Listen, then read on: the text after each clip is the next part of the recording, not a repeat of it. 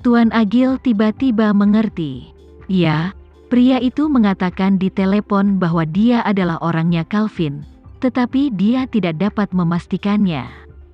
Siapa yang tahu jika pria itu mengatakan yang sebenarnya?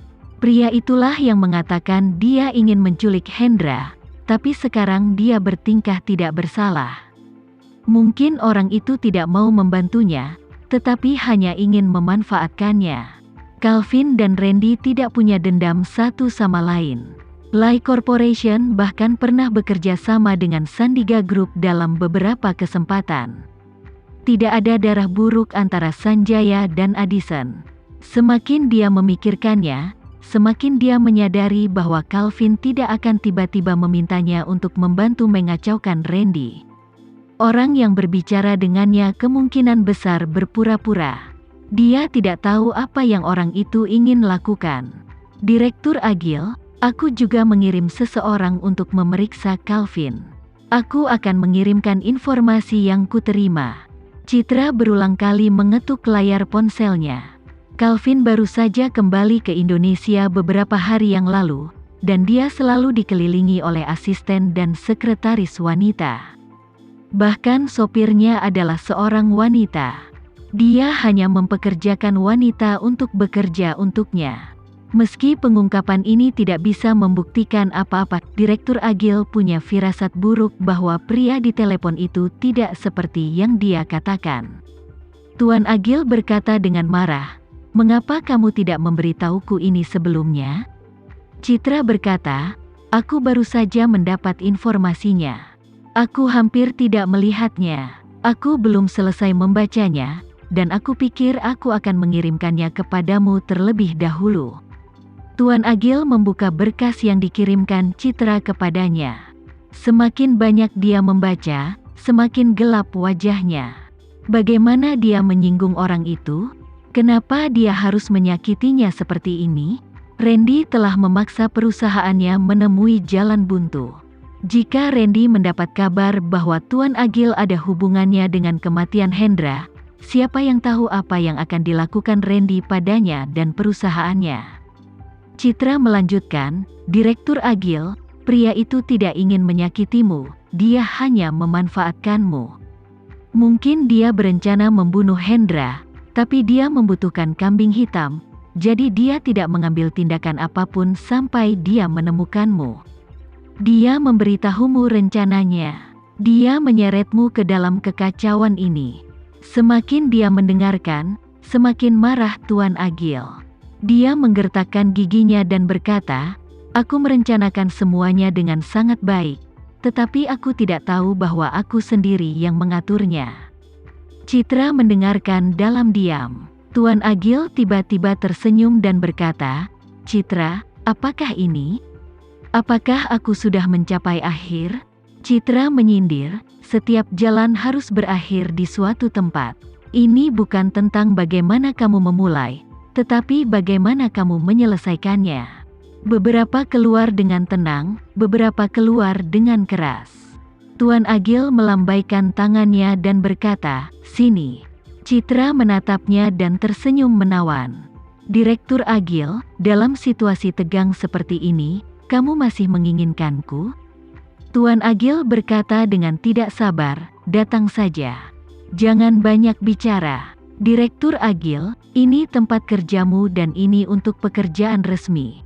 Aku rasa itu bukan ide yang bagus." Citra tetap di kursinya. Dia tidak akan mendengarkan Tuan Agil. "Kamu tidak akan datang kan?"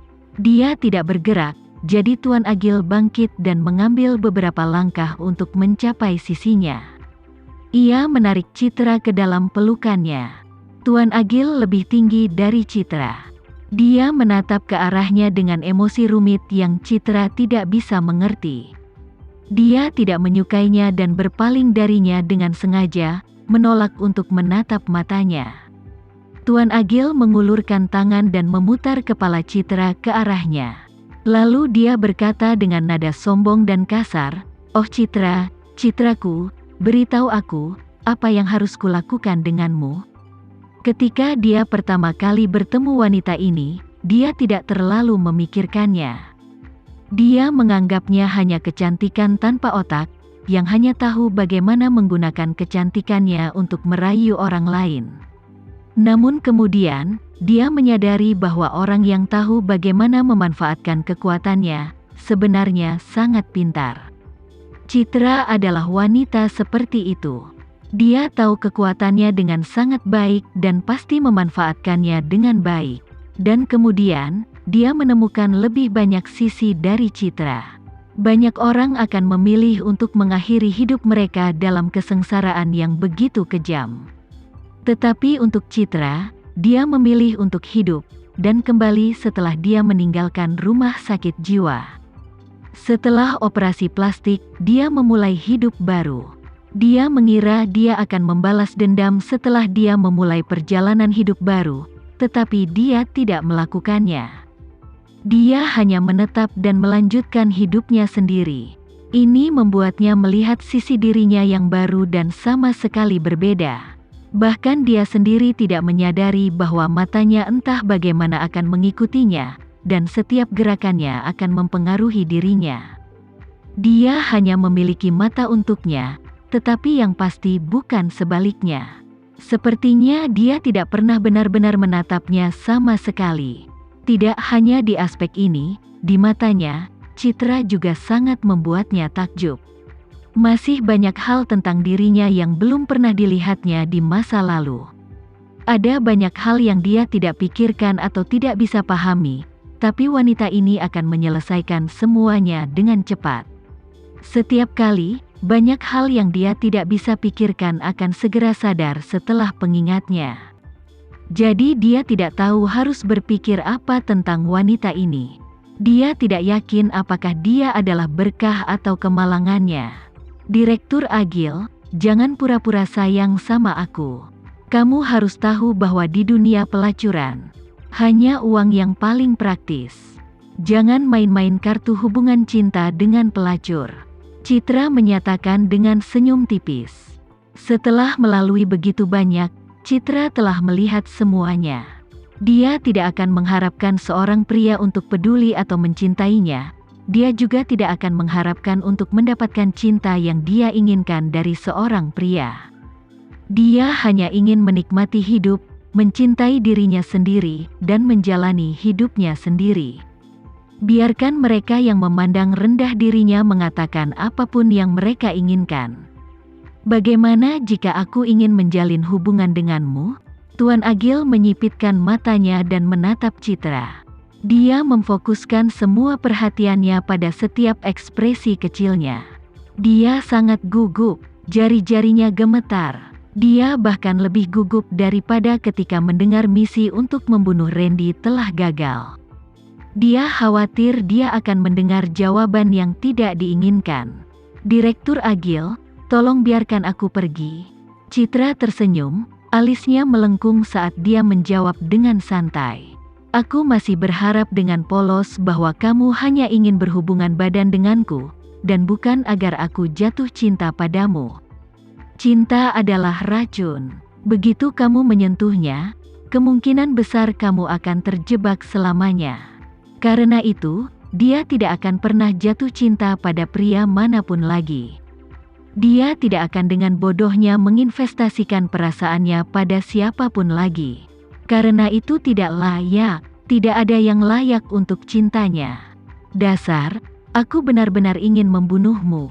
Tuan Agil melingkarkan tangannya di pinggang Citra dan menariknya mendekat. Dia kuat, jadi ketika Citra ditarik ke arahnya, dia tidak bisa bergerak sama sekali. Keduanya begitu dekat satu sama lain seolah-olah mereka telah bergabung menjadi satu. Citra dapat dengan jelas merasakan denyut nadi Tuan Agil.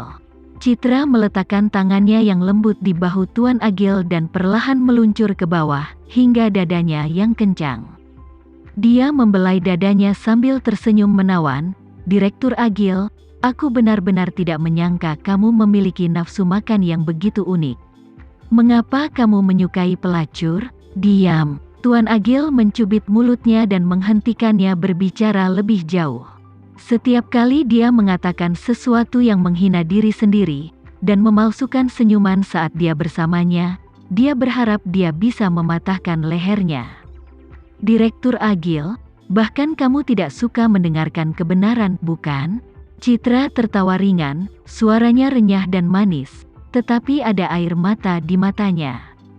Dia tidak lagi menggunakan penampilannya yang halus untuk mendapatkan belas kasihan orang lain. Tidak peduli apa yang terjadi, dia akan melewatinya. Karena dia tahu bahwa tidak ada seorang pun di dunia ini yang benar-benar peduli padanya kecuali dirinya sendiri.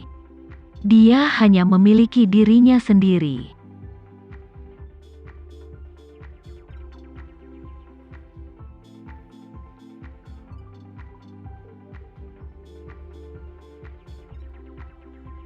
Sekian dulu ya video kali ini, kita lanjutkan lagi videonya di lain waktu. Oh iya, bagaimana menurut kalian? Semoga bisa sedikit menghibur kalian semua. Untuk teman-teman yang baru nonton, jangan lupa subscribe ya, hehehe.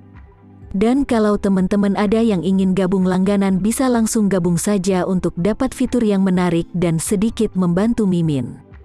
Terima kasih banyak sudah menonton, sampai jumpa lagi, bye.